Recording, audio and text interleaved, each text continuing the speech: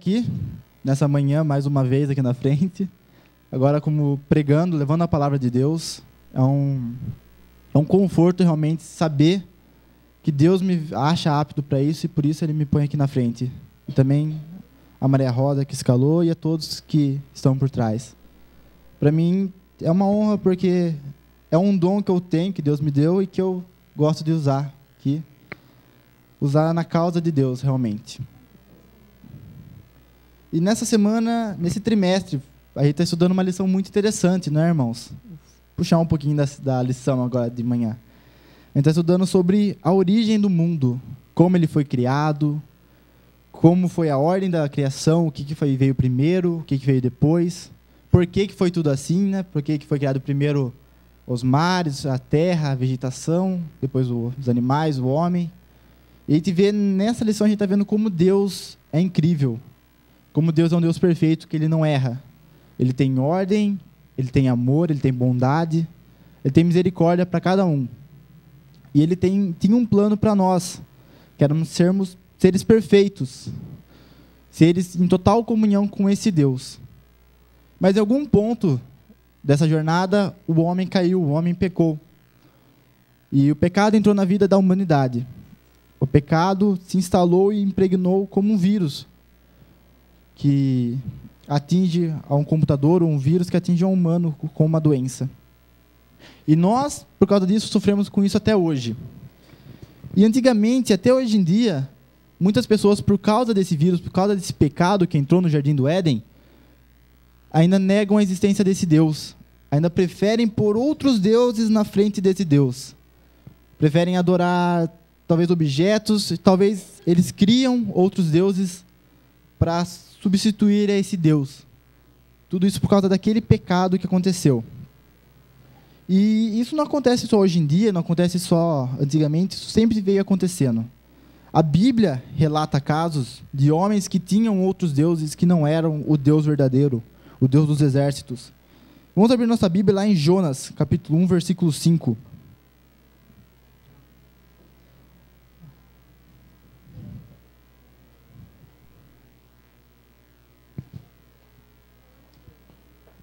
Jonas, capítulo 1, versículo 5. Está depois de Daniel, depois de Isaías, quase no final do Velho Testamento, só que antes de Zacarias, antes de Miqueias.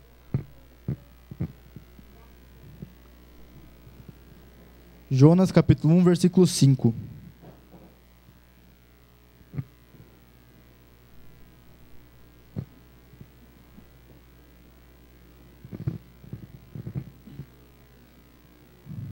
Todos acharam, irmãos? Vejo algumas Bíblias rodando ainda. Amém. Capítulo 1, versículo 5. Eu não vou entrar em detalhes sobre a história de Jonas, nem isso, porque acho que todos já conhecem. E quinta-feira o irmão Orlindo pregou aqui e falou também sobre essa história. Falou brilhantemente. Então eu só vou ler o versículo 5, que é a parte que importa aqui. Capítulo 1, versículo 5. Na minha Bíblia diz assim: Então os marinheiros, cheios de medo, clamavam cada um ao seu Deus. Até aí tá bom, irmãos. Aqui a Bíblia deixa clara, numa terra onde Deus pregava, Deus mostrava o seu valor, Deus mostrava o seu poder. Havia pessoas que tinham outros deuses, pessoas que no momento da aflição recorriam a outras divindades, a divindades que não eram esse mesmo Deus a qual nós adoramos hoje. A divindades falsas, divindades que o próprio homem criou. E ali cada um adorava ao seu Deus, cada um clamava ao seu Deus, em busca de um auxílio, em busca de salvação, de segurança daquela tempestade. E em Jeremias, capítulo 1, versículo 16, um pouco atrás, depois de Isaías, capítulo 1, versículo 16. Jeremias 1, 16.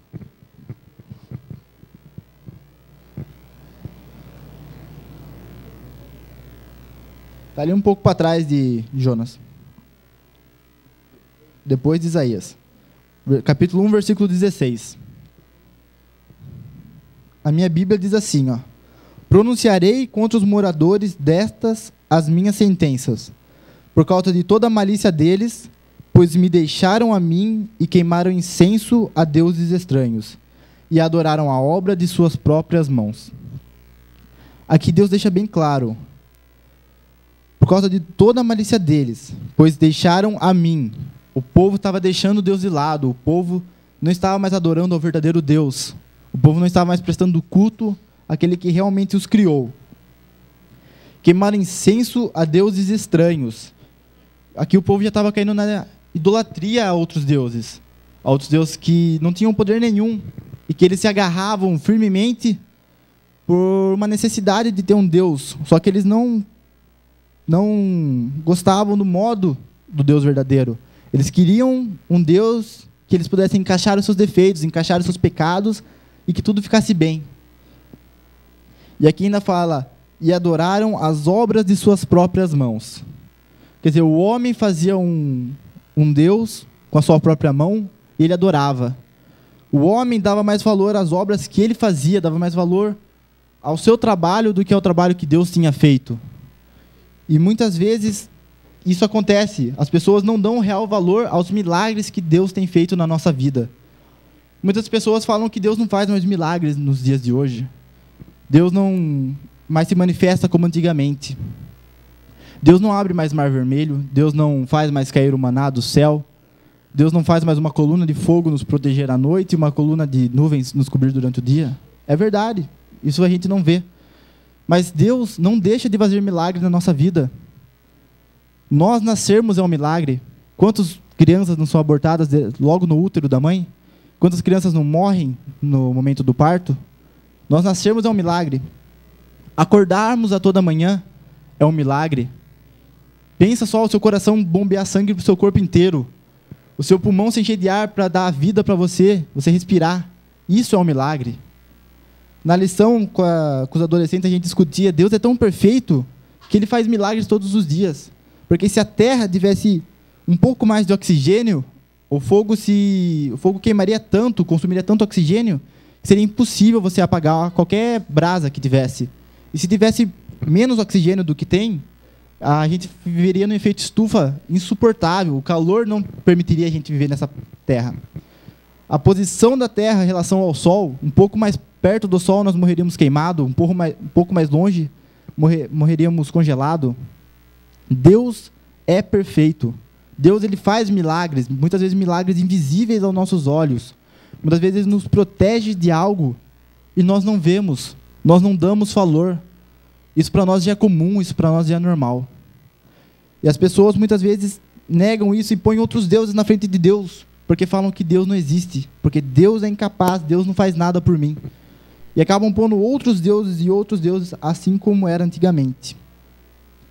E falando sobre outros deuses, essa é uma parte que muito me interessava quando eu estudava na escola, estudava história. Eu sempre gostava de ver os mitos, as lendas de outras civilizações, dos gregos, dos romanos, do povo nórdico. E eles têm histórias incríveis. Eles possuem deuses e heróis e semideuses. E é uma história vasta, se for ver. E eu gostaria de falar um pouco sobre o que mais me fascina, que é o povo grego. O povo grego ele tinha vários deuses. E cada um com uma característica. Tinha o deus do amor, da beleza. E eu peguei alguns dele. Tinha Zeus, que era o deus dos deuses para eles. Ele era o que comandava o Olimpo, que era a sua casa. Ele conseguia manejar raios, tinha um poder enorme. Tinha o Ares, que era o deus da guerra. Um homem com corpo escultural, com força sobre-humana, e conseguia trazer justiça para o povo que o adorasse. Afrodite, a deusa da beleza, a mulher mais bela que todo mundo já tinha visto. Pensa na mulher mais bonita que você já viu, multiplica isso por 10. Era ela, praticamente, era o que eles falavam. Era uma mulher assim que os homens ficavam babando quando viam. Hades, o deus dos mortos, aquele que controlava a vida e a morte. Dionísio, o deus da festa, o deus da alegria. E eu sempre me encantei com essas histórias, eu sempre lia e achava, nossa, é incrível, né, você ver como o povo consegue imaginar coisas assim. Só que eu também fui percebendo uma coisa. Esses deuses que eles adoravam, esses deuses que eles criavam, eles tinham defeitos humanos, muito humanos. O Zeus, que era o deus dos deuses, era um marido infiel. Ele não se importava com a sua mulher, ele traía ela com humanas, com outras deusas e com qualquer mulher que se interessasse. Ele não dava valor para os seus filhos, ele não se importava com os seus filhos. Ares, o deus da guerra, a vida dele era guerrear. Ele gostava de matar, ele não se importava se era homem, mulher ou crianças. O importante para ele era essa matança. Afrodite, a deusa da beleza, ela também traía o seu marido. Ela era egocêntrica, ela não podia ter concorrência. Se qualquer humana se sobressaísse na beleza, ela já tentava destruir essa humana para tomar o seu lugar, para ninguém tomasse o seu lugar. Hades, o deus do mundo dos mortos, ele torturava as almas daqueles que morriam. Ele chegou a sequestrar uma semideusa para ser sua esposa. Dionísio, o deus da festa, o deus do vinho, vivia sempre bêbado, vivia sempre festejando, vivia sempre fora de si. E agora eu pergunto, vocês viveriam com uma pessoa dessa do seu lado? Uma pessoa que tem esses defeitos? Talvez uma pessoa que traísse você? O marido que traísse, que não ligasse para os seus filhos? Talvez uma mulher que se preocupasse mais com a sua beleza do que com o seu próprio marido? Que se preocupava em se mostrar para os outros do que para você mesmo? Ou um marido agressivo, um marido que bate em você e nos seus filhos e que está a ponto de matar alguém? Vocês conseguiriam viver uma vida do lado de pessoas como essa? Não, muitas pessoas não conseguem. Muitas pessoas não se veem vivendo ao lado de uma pessoa dessa. E muitos os adoravam. Muitos o tratavam como deuses, como pessoas soberanas. Muitos faziam sacrifícios, sacrificavam família, sacrificavam seus bens para esses deuses que muitas vezes eram mais falhos do que os seus próprios adoradores. E isso não era só na Grécia não, irmãos. Em toda a Europa, em Roma, no Egito, eles sempre adoraram a outros deuses, deuses imperfeitos, deuses que têm falhas.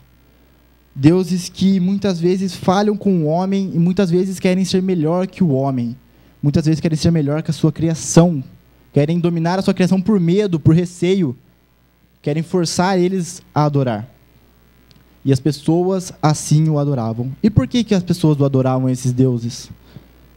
Porque o homem tem uma necessidade de adorar alguém, uma necessidade de ter um Deus. Muitas vezes sentimos um buraco no nosso coração, um vazio na nossa alma. E nós não sabemos a que se deve. E muitas vezes nós tentamos preencher esse vazio com outras coisas, com outros deuses. Antigamente eles faziam seus próprios deuses. Eles eram mais diretos, eles tentavam preencher a presença de um Deus que eles não conheciam com outros deuses. Muitas vezes 3, 4, 7, 10 deuses diferentes. Mas isso não era o bastante. E hoje em dia, as pessoas acham tolice adorar os outros deuses para preencher esse vazio. Então as pessoas começam a adorar objetos, as pessoas começam a adorar coisas, a adorar pessoas para tentar preencher esse vazio que existe no...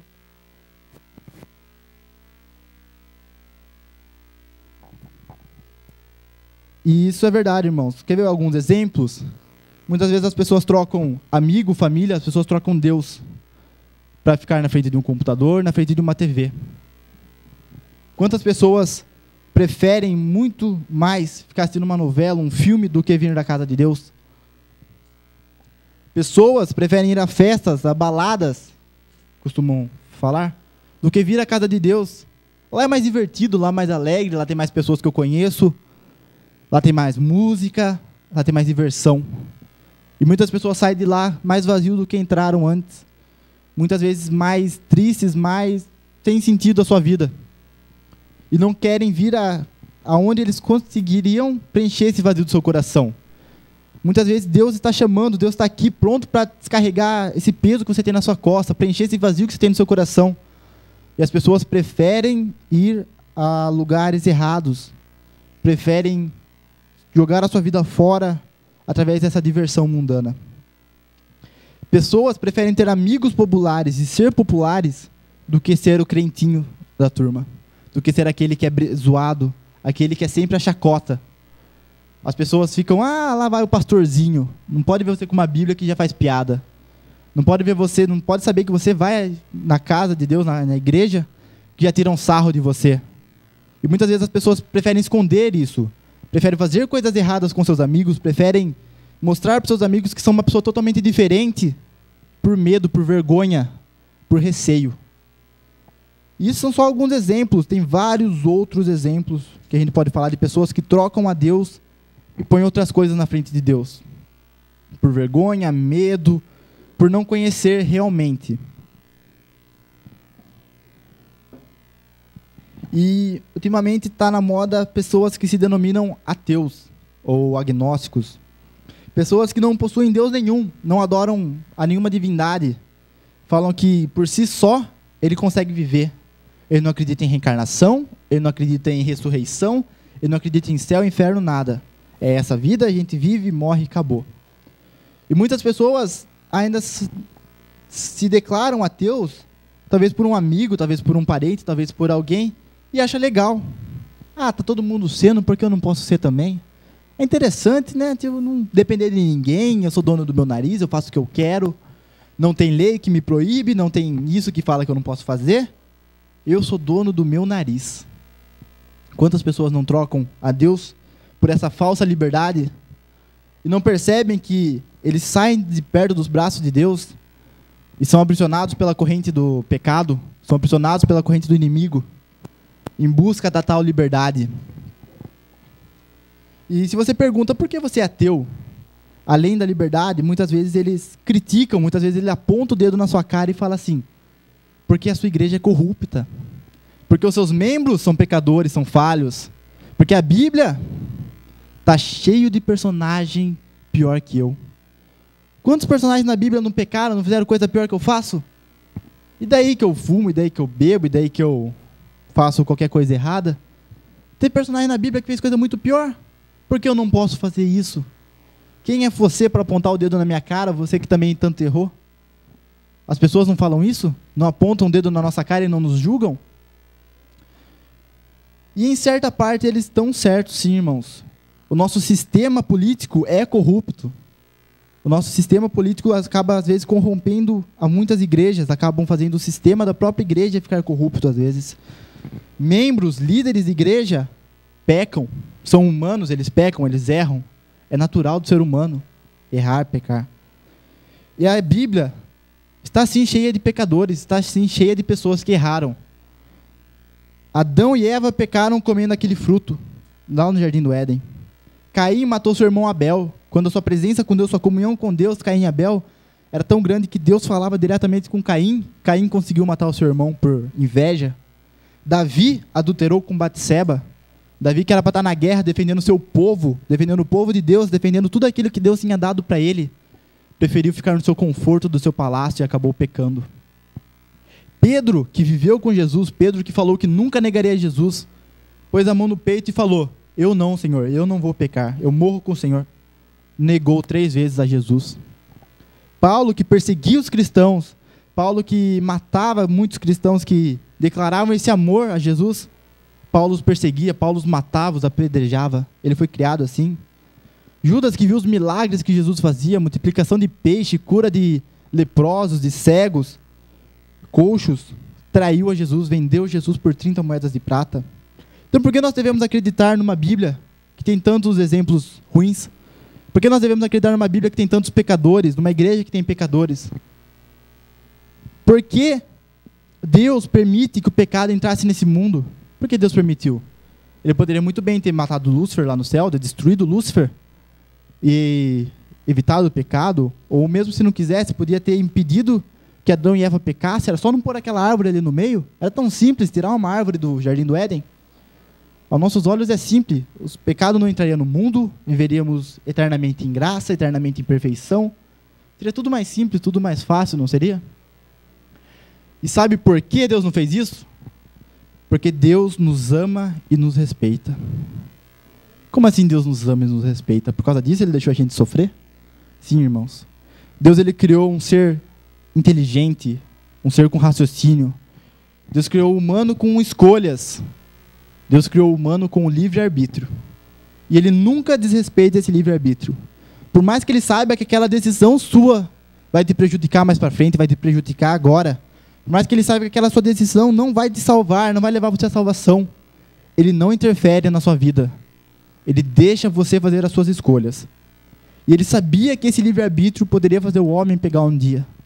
Ele sabia que o homem poderia escorregar.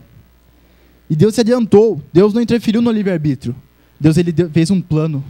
Ele teceu um plano, ele construiu um plano perfeito. O plano da nossa salvação. Ele não forçou o homem a ser salvo. Ele deu a chance do homem de ser salvo com esse plano. Vamos abrir nossa Bíblia lá em João 3,16 e ver um pouco mais sobre esse plano de salvação.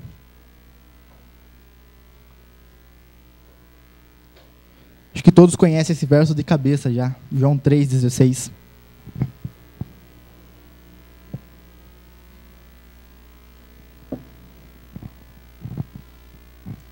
Algum irmão poderia ler para nós?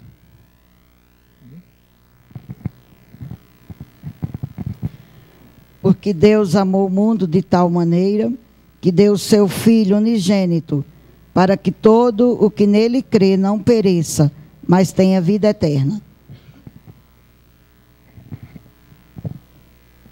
Porque Deus amou ao mundo. Se você ler assim, Deus amou ao mundo, fica meio frio, não é?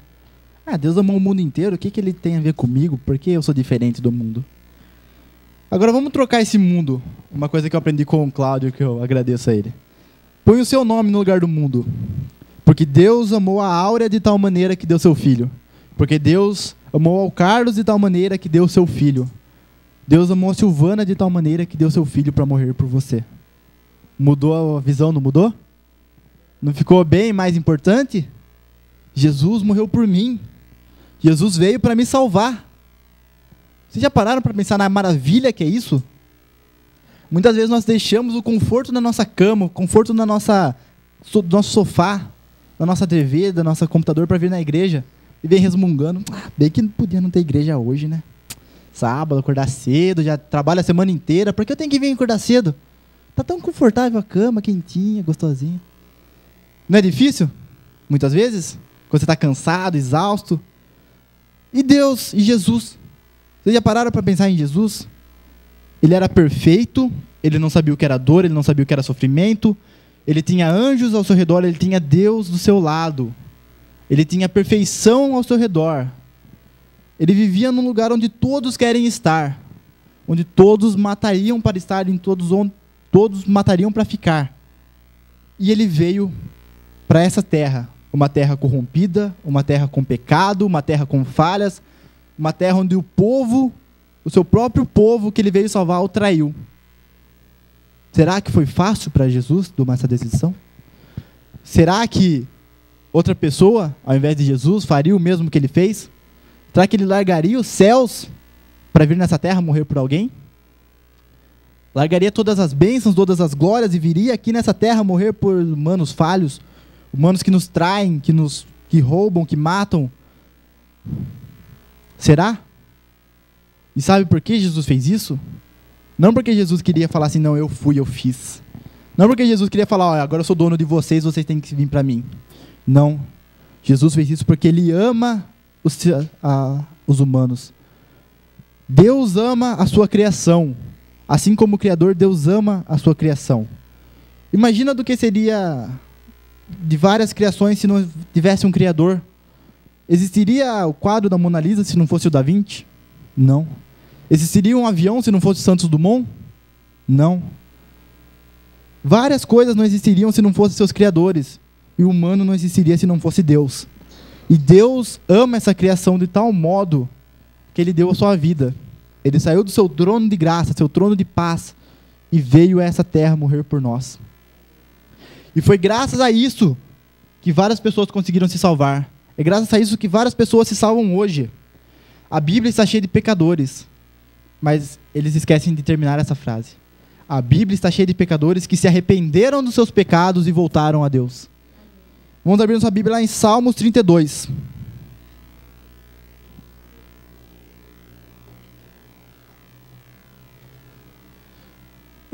Salmo 32, do 3 ao 5.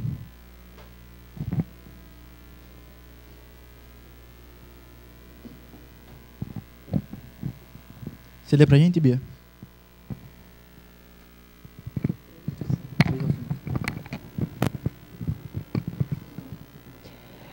Enquanto eu me calei, envelheceram os meus ossos, pelo meu bramido em todo dia. porque de dia e de noite a tua mão pesava sobre mim. O meu humor se tornou em sequidão de estio. Confessei o meu pecado e a minha maldade, não encobri. Dizia eu: confessarei ao Senhor as minhas transgressões, e tu perdoastes a maldade do meu pecado. A gente vê Davi, que era um dos servos mais fiéis de Deus, Davi que era segundo o coração de Deus, pecou. Davi ficou com aquele pecado no seu coração por um tempo. Ele ficou guardando aquilo para si. Ah, não tem problema, Deus não viu. Ah, não tem problema, isso daí é de menos, tanta pessoa faz coisa pior. E aqui fala, Davi mesmo fala que aquilo começou a corromper ele por dentro, começou a enfraquecer. Os seus ossos ficaram mais fracos, a sua força começou a se esvair. Até que chegou o momento que ele não conseguiu mais suportar e teve que confessar a Deus. Ele se arrependeu, ele viu que a sua vida não era nada sem Deus, que Deus era seu salvador, e ele foi e confessou. Davi pecou, mas Davi se confessou. Daniel, irmãos.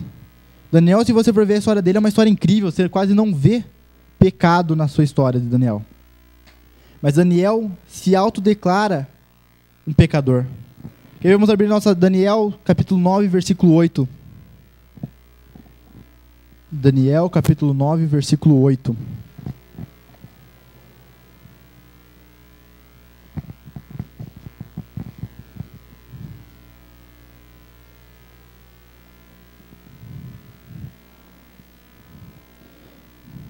Quem pode ler para nós aqui? Tem que ligar o microfone.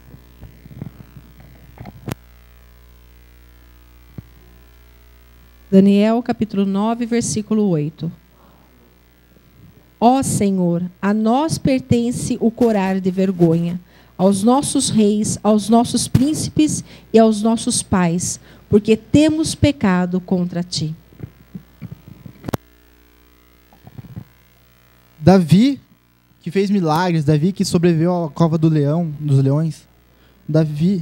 Daniel, desculpa. Daniel que sobreviveu à cova dos leões, que fez milagres, que vivia na presença de Deus, vivia em oração. Ele ali mesmo declara: ó Senhor, a nós. Ele não aponta o dedo na cara de ninguém e fala: esse é pecador, você fez isso, você fez aquilo também, você não merece estar aqui. A nós, ele se incluiu no meio daqueles pecadores. A nós pertence o corar de vergonha, aos nossos reis, aos nossos príncipes, aos nossos pais. O que ele quis dizer com isso?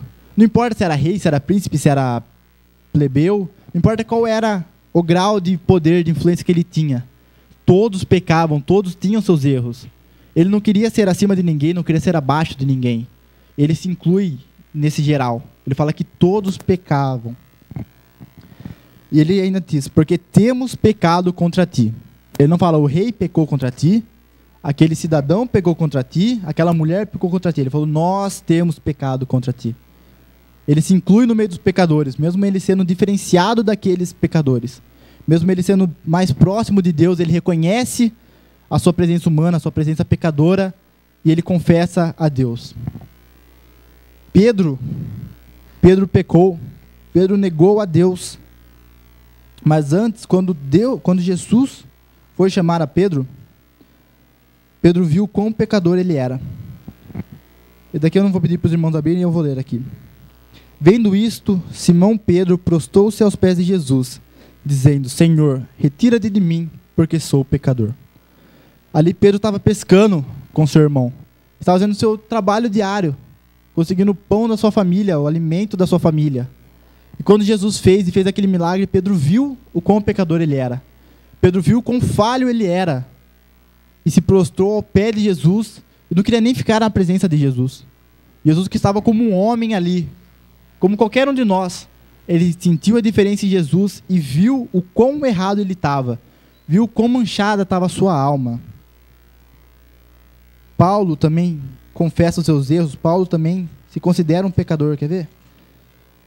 Também não vou pedir para os irmãos lerem, senão não vai dar tempo. 1 Timóteo 1, versículo 15. Calma. 1, versículo 15. Fiel é a palavra e digna de toda aceitação que Cristo Jesus veio ao mundo para salvar os pecadores, do quais eu sou o principal. Aqui Paulo vai além de Daniel. Paulo, além de se englobar no meio dos pecadores, ele ainda aponta para si e fala assim, eu sou o pior deles. Mesmo Paulo fazendo coisas que muitas pessoas não faziam, mesmo Paulo sendo diferenciado dos demais, Paulo pregava, Paulo falava, ele se considerava pior que muitos que estavam lá fora. Ele falava, eu sou o principal. E sabe por quê, irmãos? Porque não existe pecadinho, não existe pecadão. Não existe um pecado mais grave, um pecado mais leve. Ah, não, eu desonrei meu pai e minha mãe, é tranquilo. Eu não matei ninguém, eu não roubei. Muitas vezes não é assim que a gente pensa. Ah, esse pecado não é tão pesado assim. Não tem problema. Mas não existe isso. Pecado é pecado, irmãos. Não importa se é uma coisa simples aos nossos olhos ou uma coisa mais grave aos nossos olhos. Para Deus, pecado é pecado. E Paulo tinha pecado no seu coração. Paulo tinha errado. E por isso que ele falou, de todos aqui eu sou o pior. Porque nós devemos sim salvar os outros, mas se nós não formos salvos, o céu não vai ser o céu para nós. O céu vai ser o céu se você não for salvo, Rosinha? Ayrton, o céu vai ser o céu se você não estiver lá? Não vai ser. Por mais que você leve almas e almas a Cristo, o céu não vai ser o céu para você se você não for salvo. E é por isso que Paulo se põe na frente dos outros, que para ele, a sua salvação estava em primeiro lugar. E com isso, ele salvaria outras pessoas, sendo salvo e levando outras pessoas à salvação. Mas por isso que ele põe, dos pecadores, eu sou o pior. E é isso que a gente tem que pensar. Eu tenho que pensar, eu peco, mas meu irmão, é pior que eu, Jesus. Eu sou salvo, eu posso ser salvo, eu cometi um pecado, mas não é tão grave, mas o meu irmão, sim, tadinho dele, tenho dó da alma dele. Eu cometo um deslize aqui, outro ali, mas meu irmão ali peca todo dia. Meu vizinho, tem dó da alma dele. Será que é assim? Não é, irmãos. Nós não temos que pôr o outro à nossa frente, nós temos que pôr nosso pecado à nossa frente. Nós temos que ver o nosso erro primeiro do que ver o erro do irmão. Nós não devemos julgar, não devemos se inspirar, não devemos adorar a outro humano. Ele erra, ele tem falhas. Por mais perfeito que ele possa parecer, por mais honrado, por mais fiel a Deus que ele possa parecer, uma hora ou outra ele pode cair. E toda aquela esperança, tudo aquilo que você estava construindo em cima daquela pessoa pode desmoronar. É por isso que Deus fala, constrói a sua edificação sobre a pedra segura, a rocha firme. E quem que é a rocha firme na igreja? Jesus. Então não adianta você construir a sua rocha sobre o ancião da igreja, sobre o pastor da igreja, sobre o líder da igreja, o líder da divisão mundial, não importa quem ele seja. Se ele for um humano, ele está propenso a cair, igual todo mundo aqui está. Ele não é melhor que ninguém por ter um cargo melhor que você. Ele não é pior que ninguém por não ter um cargo na igreja. Todos somos humanos, todos estamos propensos a cair. E se você pensa que você pecou já demais, que você não merece estar aqui, que você pecou demais para Deus e você, de algum modo, você errou tanto que Deus se envergonha de você, Jesus rebate essa sua afirmação. Vamos abrir lá em Mateus 9:12.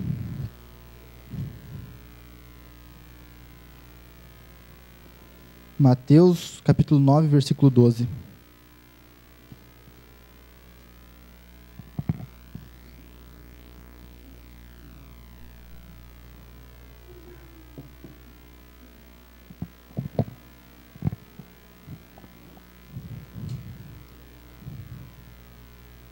Mateus 9, versículo 12. Mas Jesus, ouvindo, disse: o são não precisa de médico, e sim os doentes. Eu sou um doente aqui, irmãos. Eu tenho certeza que cada um tem a sua doença em particular. Cada um tem aquele pecado que pega em particular. Cada um tem aquele erro que não quer cometer, mas infelizmente acaba fazendo. Cada um tem uma falha, um defeito, que mesmo que você luta, uma hora ou outra você dá uma escorregada. Você fica, meu Deus, por que eu fiz isso? E muitas vezes você se sente indigno, você se sente tão sujo, tão pecador, que você não quer nem orar a Deus, nem pedir perdão. Isso não faz sentido, irmãos, que quanto mais doente você está, mais você precisa de um médico. Você pode estar lá tossindo sangue de cama e você não vai no médico porque não, estou muito doente para ir no médico. Tem sentido essa frase? Você está muito doente para ir no médico? Quem fala isso? Não existe, irmãos. E você nunca é muito pecador para vir à casa de Deus. Deus, ele está aqui de braços abertos. Jesus morreu naquela cruz para você. para que você pudesse ser salvo, para que você pudesse ter uma segunda chance. E você fala que você pecou demais para aceitar Jesus? Jesus aceita você e você não aceita Ele? Como? Eu não consigo entender pessoas que falam isso.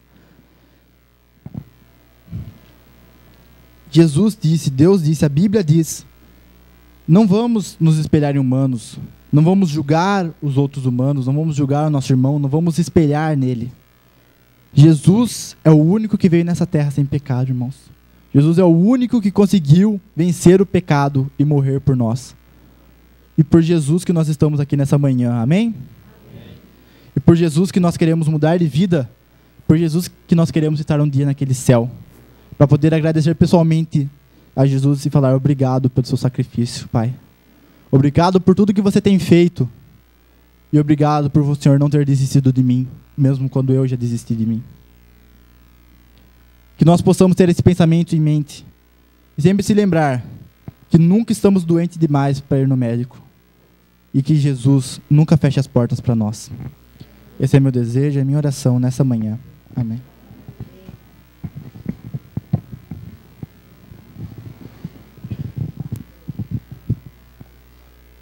Bom, irmãos, depois dessa linda mensagem,